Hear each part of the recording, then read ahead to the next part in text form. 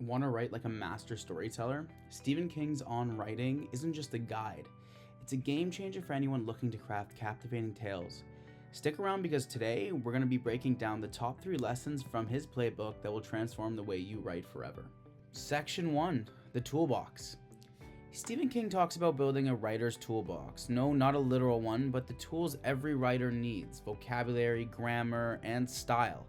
His advice: don't overcomplicate it. Write it with clarity and precision. Think of your words as the tools you use to craft a beautiful, sturdy story.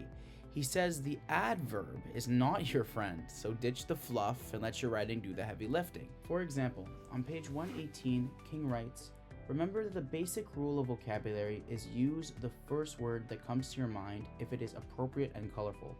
If you hesitate, you will come up with another word. Of course you will, there's always another word, but it probably won't be as good as your first one or as close to what you really mean."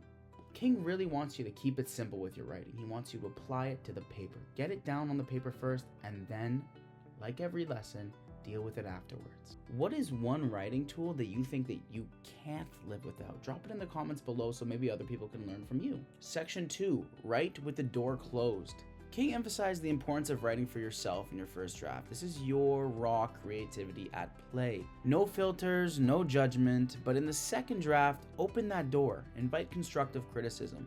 Polish and refine your story for the readers. When King wrote Carrie, he almost gave up after a few pages. He literally tossed the manuscript in the trash, but his wife, Tabitha, retrieved it and encouraged him to keep going. That messy first draft writing, done with the door closed, eventually became his breakout success. So don't hold back on your first draft. Your masterpiece might be hiding in the chaos. To really summarize this point, first draft is private, second draft is public.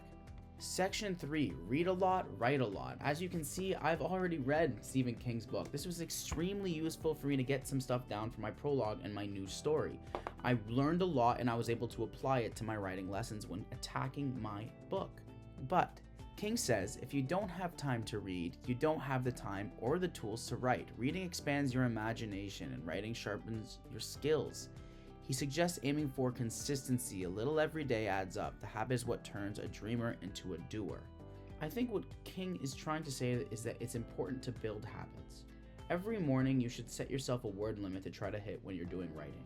Even if it's not the best, you get your ideas down onto the paper and then you come back and draft it again with the other tips we spoke about. For example, for me, I don't always have the time to do 5,000 words a day. However, I can do 1,000 words every morning because I am more creative in the morning. I am just better at doing work.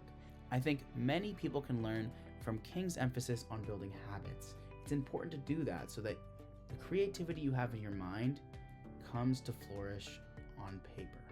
These are just the tip of the iceberg from On Writing. If it sparked your interest, hit that like button, share it with your writer friends, and make sure to subscribe for more insight on storytelling and creativity. So, what are you waiting for? It's time to write your story.